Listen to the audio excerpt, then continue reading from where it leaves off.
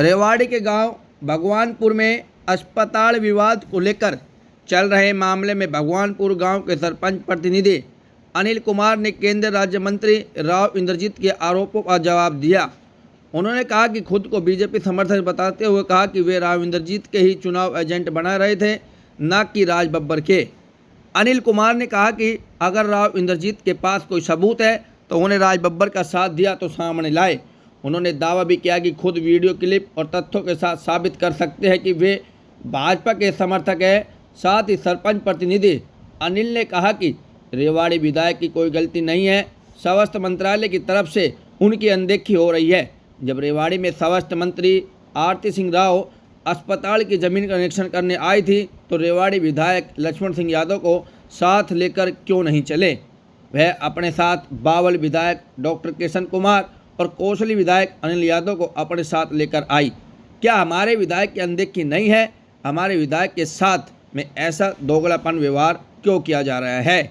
सरपंच प्रतिनिधि ने कहा कि रेवाड़ी विधायक ने जो बयान दिए हैं उन्हें सुनकर ऐसा प्रतीत होता है कि यह बयान उन्होंने किसी के दबाव में आकर दिए हैं। सरपंच प्रतिनिधि ने यह भी कहा कि हम केंद्र सरकार, हरियाणा सरकार और स्थानीय विधायक लक्ष्मण सिंह यादव के खिलाफ नहीं है, बल्कि हमारा रोष और प्रदर्शन सिर्फ केंद्रीय मंत्री राव इंद्रजीत सिंह की वादा खिलाफी के बारे में है।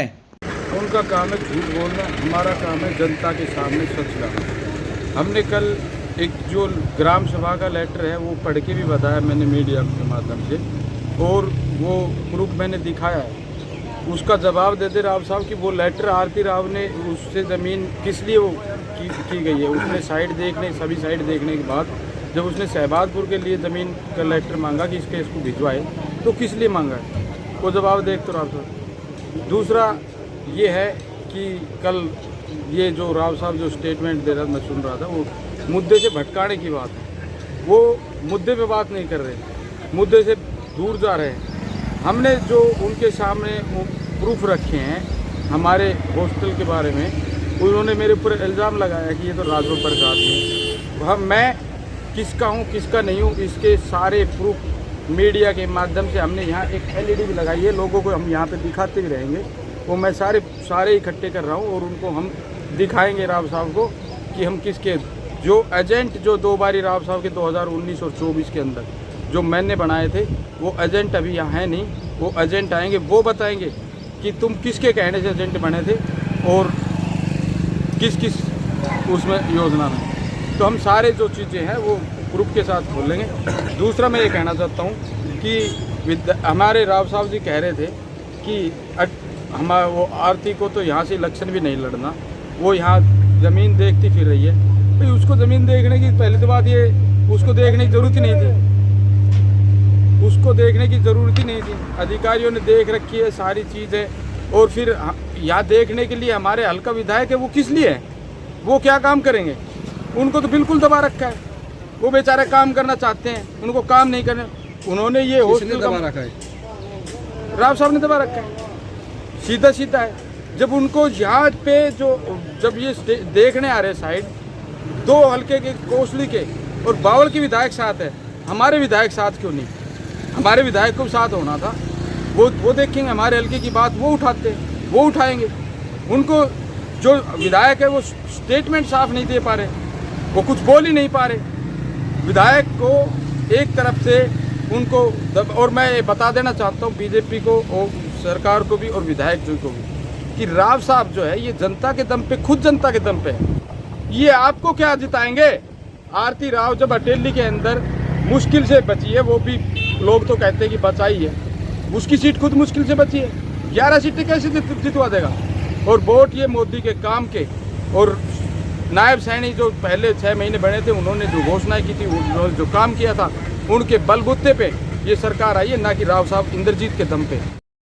मैं आपके प्रेस के माध्यम से आपको एक बात कहूँगा कि राव साहब जो कल बात कह रहे थे, वो उन्होंने क्या कहा कि पहले तो मेरे गांव के बारे में क्या कहा, उन्होंने 60% वोटें दी हैं, बाकी 40% वो राज बब्बर की थी। अब उनसे मैं एक बात पूछता हूँ आपके प्रेस के माध्यम से कि उन 40% लोगों के लिए हम 60% को भूल रहे हैं। उन 40% वो अपने मुँह से कबूल किया उन्होंने कि मेरे को 60% वोटें मिली है। 40% राज बब्बर की थी। तो क्या आप उन 40% के पीछे हम 60% को छोड़ रहे हैं? ये तो मैं आप ही से कह रहा हूँ, मैं प्रेस पे उन्होंने स्वीकार की है ये बात। नंबर दूसरा बात, मैं एक बात कहूँगा कि जब वो कहते हैं कि मेरी बेटी ने अटली से लड़ना है, तो रेवाड़ी का विधायक जो है, हम लक्ष्मण सिंह को खराब नहीं कर रहे, लेकिन क्यों हमारे जो रेवाड़ी विधायक का क्यों दबा रखा है उन्होंने, उसको क्यों नहीं बोलने देते? पर रेवाड़ी का काम है तो फिर रेवाड़ी उसको करने दो। हम लक्ष्मण सिंह को, हमारे लक्ष्मण सिंह को क्यों दबाते हैं वो? पर लक्ष्मण सिंह को करने दो, रेवाड़ी का काम है, लक्ष्मण सिंह को करने दो। तो यहाँ के CMO वगैरह जो रिपोर्ट भेजे उस पर अमल करो भाई। आप तो आपने खुद कबूला है, राव साहब ने खुद कबूल किया है कि मेरी बेटी तो अटेली से लड़ेगी, यहाँ रेवाड़ी से लड़ेगी नहीं। तो रेवाड़ी का काम जो है वो रेवाड़ी के विधायक पे छोड़ो। हमने सरकार से कोई खिलाफ वो नहीं है, सरकार से कोई शिकायत नहीं है। हम सरकार से भी, हम सिर्फ लक्ष्मण सिंह जी से एक ही विनती है कि आप हमारी बात राव साहब, हाँ, मुख्यमंत्री तक पहुंचाइए। राव साहब ने तो एक गुंडागर्दी वाली हद कर रखी है, जो दूसरों को हमें गुंडा मवाली बता रहे हैं। मैं आपको यकीन के साथ कहता हूँ, मेरे रामगढ़ गांव में कन्फर्म कीजिए आप, अगर भाई राव साहब का एजेंट, वो उनका थैला मेरे नाम का रामपुरा हाउस से पैक होकर आता है कि भाई एक एजेंट हमारा हनुमत सिंह तो रहेगा ही रहेगा, जो कि आज मैंने 7 योजना होगी। और वो मैं, राव साहब मुझे जानते तक नहीं है, लेकिन हमने वहाँ पे जान पहचान करनी नहीं है। हम गए तो उन्होंने क्या कह दिया, इनमें से एक भी मेरा आदमी नहीं था, एक भी मेरा वो नहीं था। तो मैं आपके प्रेस के माध्यम से एक ही अपील करता हूँ, वो रेवाड़ी की जनता से, कि हमारे साथ जो अनदेखी हो रही है, प्लीज़ भाइयों, हमारे साथ जो अनदेखी हो रही है उसमें हमारा साथ दीजिए। और रेवाड़ी की जनता से मैं अपील करता हूँ, और ये आपको एक बात बताऊँ, ये सबसे बड़ी बात है, आप आने वाले भविष्य टाइम में देख लियो, राव साहब ने रामगढ़ भगवानपुर के साथ जो बैर मोल लिया है, ये उनका कैरियर के सोच लो नीचे गिरना शुरू हो गया है। और आरती राव का ये पहला और आखिरी इलेक्शन है जब उन्होंने हमारे साथ ऐसा किया है। तो पहला